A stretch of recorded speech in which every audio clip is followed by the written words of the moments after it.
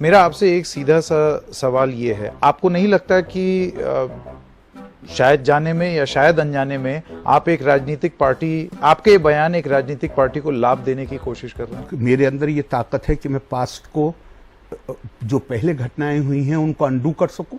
आपके अंदर है ये ताकत? नहीं, ताकत किसी में नहीं है, लेकिन उन बातों का मैं इस वक्त दोहराना, भाई उन ये बातों का इस वक्त दोहराना, मेरे भाई आज आपका ये साक्षात्कार, सकता क्योंकि ये बयान आपके हैं।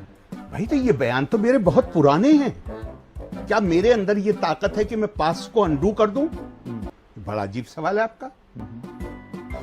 नहीं, सवाल तो ये देखिए राजनीतिक सवाल है। ये बिल्कुल राजनीतिक सवाल नहीं है। क्या आपके इस बयान से किसी एक राजनीतिक दल को फायदा होता आपको नहीं दिख रहा है? उनका कहना था कि आरिफ मोहम्मद खान साहब जो हैं वो कांग्रेस के बाद वो कई और राजनीतिक दल में भी गए, भारतीय जनता पार्टी से भी उनका एक एसोसिएशन रहा, तो हो सकता है, तो इसीलिए मैं आपसे सवाल पूछ रहा हूं, हो सकता है कि अब आज की डेट में ये बयान इसलिए आया है ताकि भारतीय जनता पार्टी उससे लाभान्वित हो। मैंने तो नहीं दिया आज की तारीख में ये बयान। आज मैं ये कह दूं कि मैंने ये बात 8 साल पहले नहीं कही थी, मैं ये कह दूं कि मैंने 14 साल पहले ये बात नहीं कही थी।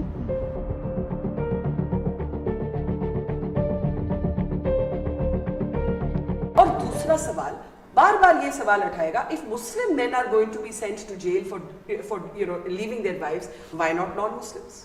ये selective application कैसे हो सकता है लॉ का? ये आप तो अपनी कल्पना का इस्तेमाल कर रही हैं ना, आपका पूरा हाइपोथेसिस है। मैं तो लॉ की बात कर रही हूँ। मैं आपसे बात कर रहा हूँ जो ग्राउंड पे हो रहा है।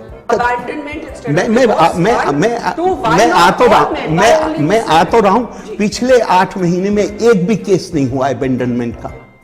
मैं आपकी बात कैसे मान लूं? फिर दूसरी बात आप कह रही हैं कि मुसलमान को 3 साल के लिए जेल भेजा जाएगा, हिंदू को नहीं भेजा। हिंदू के यहां 3 तलाक है।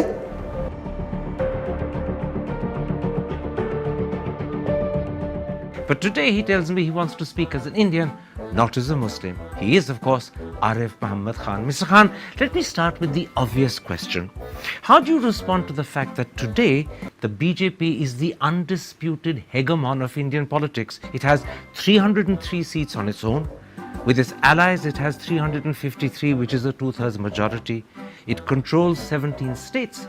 And in 12 states, it got over 50% of the vote. Where is the difficulty to understand the whole thing? People have voted the party into power. It's not a problem for you in any sense or shape? I think it should come any sense of... Is there any sense in which this hegemony is a problem for you? Problem for me? Why people... This is a people's decision, people of India's decision. I can have problem with... I, or for that matter, anybody can have problem with the government, with anybody else. You can't have problem with the people of India. Am I going to have problem with the people of India?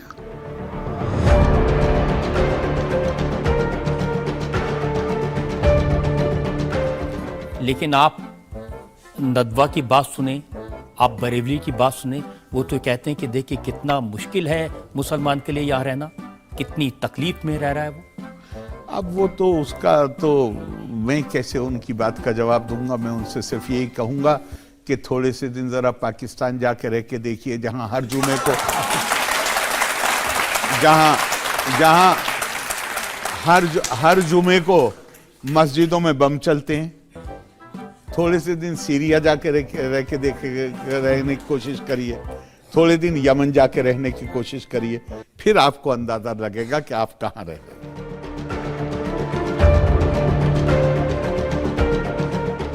तो फिर क्या इस बात पर सहमत हो सकते हैं आप कि हमारा देश कम्युनल हो रहा है? हमारा देश कम्युनल नहीं हो रहा जब तक वो लोग जो एक खास कम्युनिटी के इत्तेहाद का नारा लगाते थे, और वो इतने शॉर्ट साइटेड लोग थे कि उन्हें ये नजर नहीं आता था कि इसकी रिएक्शन दूसरी तरफ भी होगी। आप ये कह रहे हैं कि माइनॉरिटी कम्युनलिज्म के जवाब के तौर पर जो मेजॉरिटी कम्युनलिज्म हमें नजर आ रहा है, क्या वो है जो आप कह रहे हैं, जिसको रिएक्शन कह रहे हैं आप, वो रिएक्शन क्या है? आप लफ्ज माइनॉरिटी, वो रिएक्शन क्या है? मैंने माइनॉरिटी लफ्ज इस्तेमाल नहीं किया, और मैं इस लफ्ज को इस्तेमाल करूंगा नहीं। क्या आप उसको academics की ज़बान में क्या कहेंगे? जो कांग्रेस पार्टी ने किया वो मैं क्या है? आपको दूसरा एक ही मिसाल देता हूं। जी। पिछले 4-5 साल में हरियाणा में एक कम्युनिटी है, मैं नाम भी नहीं लूंगा, बहुत डोमिनेंट कम्युनिटी। उन्होंने बड़ा एजिटेशन चलाया रिजर्वेशन का, और आखिर होते होते क्या हुआ, बाकी सारी वो मुसलमान नहीं, सारी कम्युनिटियां उनके खिलाफ हो गई। ये अकेले जिसे आप माइनॉरिटी कह रही हैं उसके खिलाफ नहीं है। जो कोई भी अपनी 1.5 ईंट की दीवार खड़ी करने की कोशिश करेगा, आज मुल्क में वो माहौल बन गया है कि अलगाववाद की बात जो कोई भी करेगा, चाहे वो इस मजहब का हो उस मजहब का हो, सारे लोग इकट्ठे होकर उसके खिलाफ रहेंगे।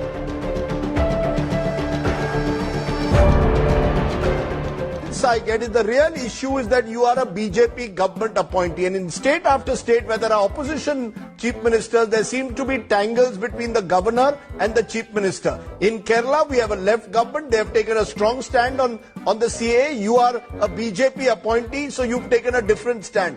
Is this actually really a divide between right versus left, BJP versus left on the ground on the Citizenship Amendment Act? I find the language which is used is so problematic.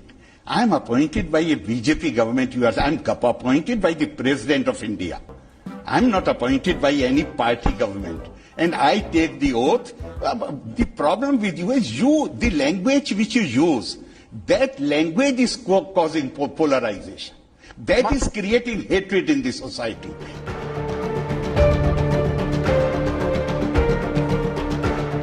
तो अभी जो आपका ये कहना है कि ये जो भी तथाकथित प्रतिनिधि जो रहनुमा बने हुए हैं मुसलमानों के, और जो बात करें, जो बातें बार बार उठाई जा रही हैं आजकल के, सेकुलरिज्म खतरे में है, सांप्रदायिकता बढ़ गई है, हिंदू राष्ट्र हो जाएगा, ये एक डराने का माहौल जो चल रहा था उसी को आगे बढ़ाना चाहते ये हैं। कोई नया नहीं है मामला, ये कब से चल रहा है। इस देश का विभाजन किस आधार पर हुआ था? लोगों के दिमागों में डर ही तो बिठाया गया था कि तुम्हारा धर्म खतरे में होगा, तुम्हारी संस्कृति खतरे में होगी, तुम्हारी भाषा खतरे में होगी, तुम्हारी जान खतरे। हमें देश का विभाजन हो गया। आदतें इतनी आसानी से नहीं बदलती। आप कह रहे हैं कि अभी कोई ऐसा खतरा नहीं है, ये केवल एक फोबिया जो है, डर फैलाया मैं जाता तो है। दूसरी बात कहता हूँ, अगर खतरा भी है, थोड़ी देर के लिए मानिए है खतरा, तो मैं हिंदुस्तानी हूं ना, मैं क्या करूं? ये खतरा है कि नहीं, नहीं है? मैं उनकी आप बैठे हुए हैं, हम बैठे हुए, क्या खतरा है? लेकिन मैं थोड़ी देर के लिए उनकी बात मानता हूं कि खतरा है। तो खतरे में आप करना क्या चाहते हैं वो तो बता दीजिए मुझे।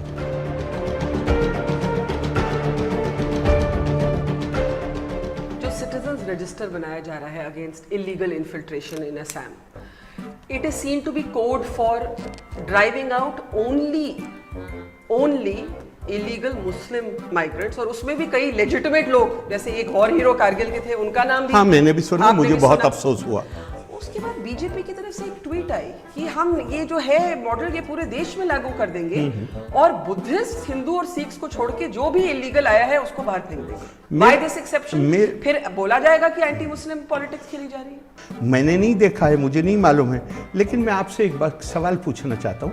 एनसीआर बनाने के लिए फैसला किसने किया था? ना, I agree that it started before. सब जी नहीं, ये 1986 में हुआ है। आज ईवीएम पे बहुत मसला है। ईवीएम कौन लेकर आया था? हर काम हम करेंगे और उसके बाद हम इल्जाम लगाएंगे बीजेपी पर। बहुत अच्छा है, स्वागत।